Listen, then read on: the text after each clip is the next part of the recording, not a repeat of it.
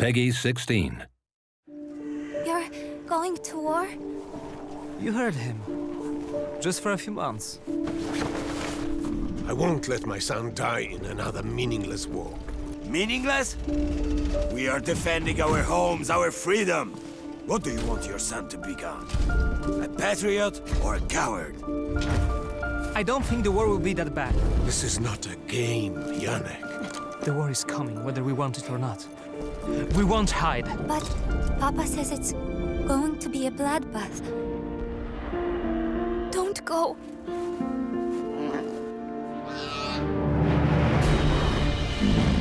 Split up the troops. They mustn't catch us all at once.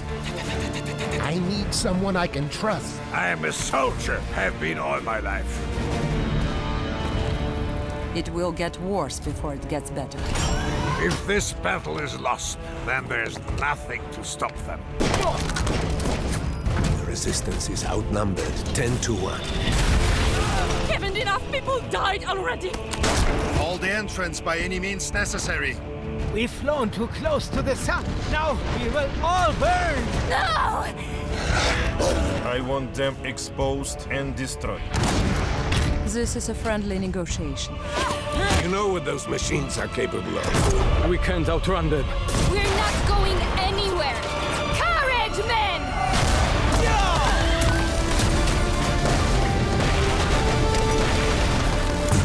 A liar! The only thing worse than an enemy is a traitor. It's you!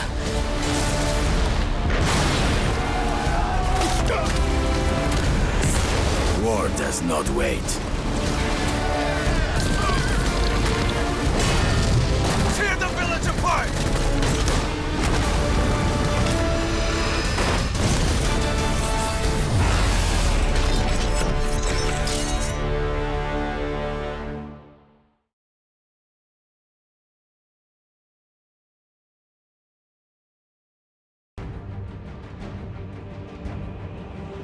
Iron Harvest is an alternative take on the history of the 1920s.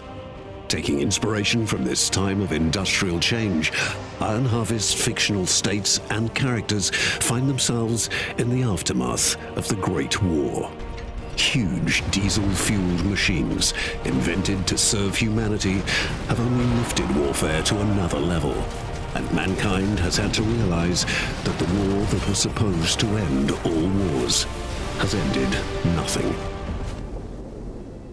The Empire of Saxony is located right in the heart of Europe. As a modern industrial superpower with great national pride, many Saxonians are unhappy with the current politics of their emperor, Kaiser Friedrich. He has agreed on a truce with his cousin Tsar Nicholas and is working towards a peace treaty. Many Saxonian aristocrats and military leaders feel this treaty robs them of a hard-won victory. Once upon a time, deep in the old rainy forests of Saxony, Saxonian engineers created frightening war machines and named them after creatures of dark fairy tales. Their technologically superior and cruelly efficient creations inspired shock and awe in everyone who met them on the battlefield. Meet the SLL-33 L. Koenig. He drew his name from a creepy Saxonian poem of a rider in the dark, haunted by this fierce creature. Representing the most powerful artillery unit of its time, the massive construct is not in a rush to get into firing position. With the knowledge of its superior firing range, it resoundingly delivers one of the biggest shells in the game, right to the heart of the enemy. When the fog of war hides the enemy, another wonder of Saxonian technology might save the day. Flares, right as the sun, reveal everything, no matter how much it might want to stay undiscovered. Which comes in handy for the next fearsome beast, the PKP-17 Eisenhans. Like in the eponymous legend of a gruesome titan, the massive exoskeleton gives these troopers a scary appearance. The huge, stomping giants carry 2 mortars on their back. After getting into firing position, the barrels are able to deliver salvo after salvo of high-explosive mortar shells that devastate a wide area. And even in close range, nobody is safe. Their massive build allows them to go toe-to-toe with enemy mechs. Like in many Saxonian fables, the MWF-28 Stiefmutter is the source of great suffering. The weaponless appearance of this machine might confuse unseasoned soldiers until, suddenly, it releases a horde of highly explosive mono-wheels. They lock on their target and will not give up until they dispense their devastating package upon their desired victim. They are notorious for their clean sweeps in the trenches of the Great War. Gunther von Duisburg is a highly decorated veteran of many battles, a close friend to the Kaiser himself. Equipped with his unique battle mech Brunhilde, named after the beloved wife of one of Saxony's biggest heroes, his presence on the battlefield alone has turned the tide more than once. If that isn't enough, broadside after broadside of cannon fire and precise long-range mortar attack will do the trick. Without Brunhilde's protection, Gunther is still a threat to any enemy of the Empire. He uses a large caliber hand cannon and his mechanically enhanced blade arm to fight both infantry and mechs. By his side are his two inseparable companions, the dire wolves Tag and Nacht, silent and deadly scouts. Saxony, the once proud and strong empire, is shaken to its very foundation.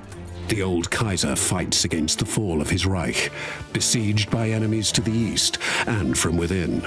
Secret forces see an opportunity to topple the monarchy and seize power. A battle for the soul of Saxony and the future of Europe begins.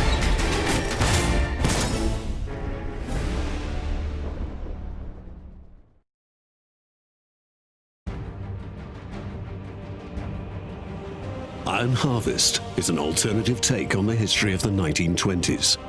Taking inspiration from this time of industrial change, Iron Harvest's fictional states and characters find themselves in the aftermath of the Great War.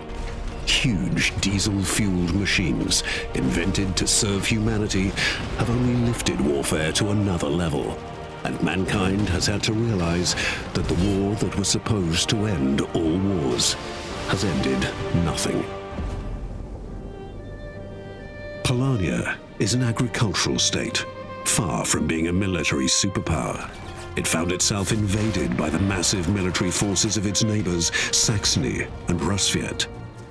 Occupied by both, the Polanian government settled for an unfavorable armistice, leaving its population nearly defenseless. The Polanian people, however, are far from giving up the fight for their homeland. On the brink of defeat, a growing resistance was just waiting for the right hero to lead them to victory.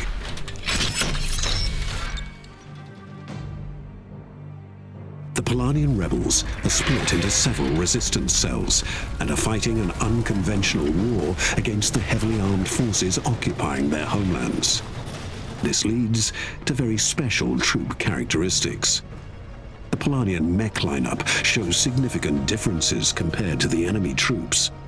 Having neither the technology to equip them with superior weaponry nor the necessary resources to give them heavy armor, the Polanian troops specialize in speed when entering the battlefield. With its long legs and relatively light frame, the PZM-7 Smiley is one of the quickest mechs in the game. Whilst reconnaissance is the first and foremost aspect of this unit, it is equipped with a high-range cannon, perfect for taking out damaged enemy units from afar. If the Smiley finds himself in the undesirable situation of close combat, the engineers have equipped him with one last resort, a huge bayonet. By putting himself at high risk, the Smiley is capable of inflicting heavy damage with a high-speed ram attack. Staying within the mindset of building a lightweight, quick meat grinder, we'll take a look at the PZM-9 Strasnik next. Being mocked by enemy forces as a walking trash can, their laughter stuck in their throats when its two massive side-mounted double-barrel machine guns open fire. Being able to move and fire at the same time makes the Strasnik the predestined anti-infantry weapon of the Polanian army. Its bullet storm ability increases the mech's fire rate and showers nearby enemies with deadly projectiles. A high-risk, high-reward maneuver, because after this massive attack, the heavy MGs need a few seconds to cool down. Unmatched in its unique combination of speed and heavy armor is the latest stroke of genius of the Polanian engineers, the PZM-16 Soth. This troop carrier does not sacrifice speed to vulnerability and is as fast moving backwards as it is forwards. The infantry it is carrying makes it a powerhouse against enemy infantry or armored units. Equipped with a roof-mounted 360-degree mortar, it inflicts damage on a wide radius around it. Even more so when it switches to stationary mode and boosts its defenses and combat strength. But sometimes it's not the heavy-stomping, devastating, raw power of a war machine that's the right man for the job. They call her the Polanian Joan of Arc. Anna, a young Polanian freedom fighter. On the battlefield, she can be both scalpel and broadsword. With her long-range sniper rifle, she can take out enemy infantry units one by one, or as a group, using piercing ammo. If the enemy soldiers get too close, her pet bear Wojtek will rip them apart. The situation is bad, and is about to get even worse for the Polanian people. The Polanian resistance is fighting a more and more hopeless fight. Their only hope is peace. But there are hidden powers trying to refuel the conflict and reignite the war.